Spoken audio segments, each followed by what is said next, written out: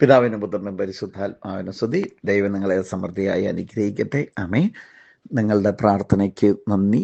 ഈശ്വര മക്കളെ, ഇന്ന് ഞായറാഴ്ച 16-ാം തീയതി നമ്മുടെ ധ്യാനം ഇന്ന് തീരുകയാണ്. നിങ്ങളുടെ പ്രാർത്ഥനയ്ക്ക് നന്ദിയുണ്ട്. ഇനിയും പ്രാർത്ഥിക്കണം കേട്ടോ. അപ്പോൾ നമ്മുടെ നിയോഗ പ്രാർത്ഥനയ്ക്ക് നമുക്ക് സമർപ്പിക്കാം. 31-ാം നിയോഗ പ്രാർത്ഥനയാണല്ലോ. ദൈവം നിങ്ങളെ സമൃദ്ധിയായി അനുഗ്രഹിക്കട്ടെ. ഇന്നത്തെ നമ്മുടെ ഞായറാഴ്ച എല്ലാവരും എല്ലാവരും അല്ല, ചില ആളുകൾ ഉറക്കത്തിൻ്റെ ദിവസമായിട്ട് എടുക്കാറുണ്ട്. ഉറക്കം വേണമല്ലോ, അത്യാവശ്യമല്ലേ, എന്നാലല്ലേ ശരീരം ഓക്കെ ആവുള്ളൂ. ശരീരം ഓക്കെ ആവണമെങ്കിൽ നന്നായിട്ട് തന്നെ ഉറങ്ങണം. പക്ഷേ ഓവർ ഉറക്കം എങ്ങനെയാവും? അത് ഒക്കെ നമ്മുടെ ഇതിൻ്റെ ഭാഗമാണ്, ശരി. എന്നാലും നമ്മളത് ഒന്ന് ക്രമീകരിക്കുക. അടുത്തത് ഞായറാഴ്ച സാബത്ത്. ഇന്ന് ഈ സാബത്ത് നാളിൽ വിശ്രമമായിക്കോട്ടെ, സമ്മതിച്ചു. പക്ഷേ നമ്മൾ ദൈവവചനമനുസരിച്ച് കുടുംബമടക്കം ഇരുന്ന് പ്രാർത്ഥിക്കേണ്ട ദിവസമാണ്, ദൈവത്തെ ആരാധിക്കേണ്ട ദിവസമാണ്. ഒരു കുർബാനയും കൊണ്ട് മാത്രം തീരുന്നില്ല. ഒരു വിശുദ്ധ കുർബാനയും കൊണ്ട് മാത്രം തീരുന്നില്ല. ഈ ലോകത്തിന് വേണ്ടി എന്ത് ചെയ്തു? എൻ്റെ ആത്മാവിന് വേണ്ടി, നമ്മുടെ ഓരോരുത്തരും മക്കളുടെ ആത്മാവിന് വേണ്ടി എന്ത് ചെയ്തു? തീർച്ചയായിട്ടും മരണത്തിനപ്പുറം ഒരു ജഡ്ജ്മെൻ്റ് ഉണ്ടല്ലോ. അപ്പോൾ നമ്മൾ ഇവിടുന്ന് ഒരു വിശുദ്ധരായി ജീവിക്കേണ്ടിയിരിക്കുന്നു.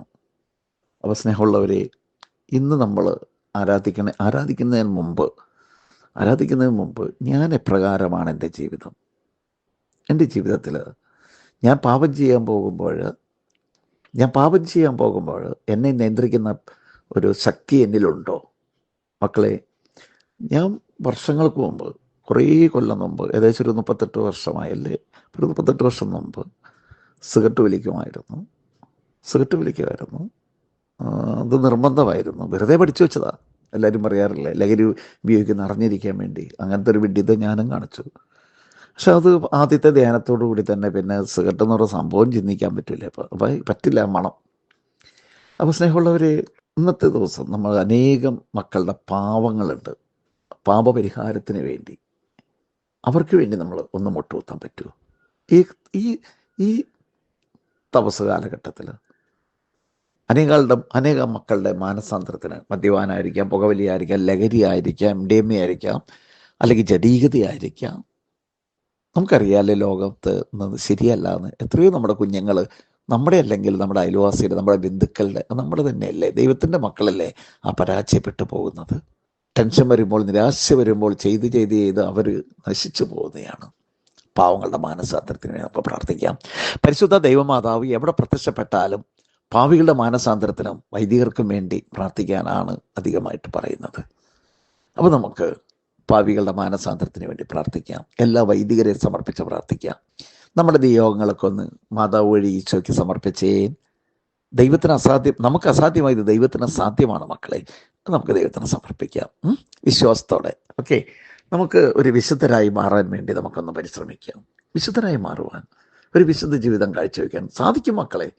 എൻ്റെ ജീവിതത്തിൽ നമ്മൾ ചിന്തിക്കണം, നമ്മൾ ഇങ്ങനെ ഉണ്ടോ? നമ്മളൊരു പാപം ചെയ്യാനായിട്ട് ചിന്തിക്കാൻ പോകുമ്പോൾ, ഒരു പാപം ചെയ്യാൻ പോകുമ്പോൾ, അല്ലെങ്കിൽ എന്തെങ്കിലും തിന്മ പറയാൻ പോകുമ്പോൾ, എൻ്റെ ഹൃദയത്തിലിരുന്നു കൊണ്ട് എന്നെ നിയന്ത്രിക്കുന്നുണ്ടോ നോക്കിയാൽ മതി.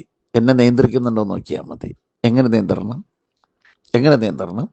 അത് ചെയ്യരുത്, അത് പാപമാണ്, അത് തെറ്റാണെന്ന് അങ്ങനെ മനസ്സിലിരുന്ന് ആരെങ്കിലും പറയുന്നുണ്ടോ, അല്ലെങ്കിൽ മനസ്സിലിരുന്ന് തോന്നിക്കുന്നുണ്ടോ? നമ്മുടെ മനസ്സിനെ നിയന്ത്രിക്കുന്നുണ്ടോ?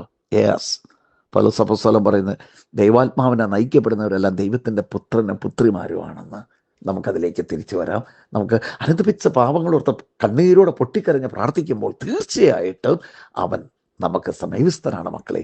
നമ്മുടെ പാപങ്ങളെല്ലാം കഴുകിക്കളയും. നമ്മുടെ പാപങ്ങളോർത്ത് എൻ്റെ ഈശോയെ ഞാൻ പാവിയാണെന്ന് ഞാൻ പറയുമ്പോൾ തന്നെ അവിടെ നമ്മളെ അനുഗ്രഹിക്കുന്ന നിമിഷമാണ്. കർത്താവായ ഈശോയെ, ഞങ്ങൾ പാപികളാണ് കർത്താവേ, വിചാരത്താൽ, വാക്കാൽ, പ്രവൃത്തികളാൽ വളരെയേറെ പാപം ചെയ്ത മക്കളാണ് കർത്താവേ, ഞങ്ങളോട് കരുണയായിരിക്കണേ കർത്താവേ. ഈ നിയോഗ പ്രാർത്ഥനയിൽ എനിക്ക് അസാധ്യമായത് അങ്ങേക്ക് സാധ്യമാണല്ലോ.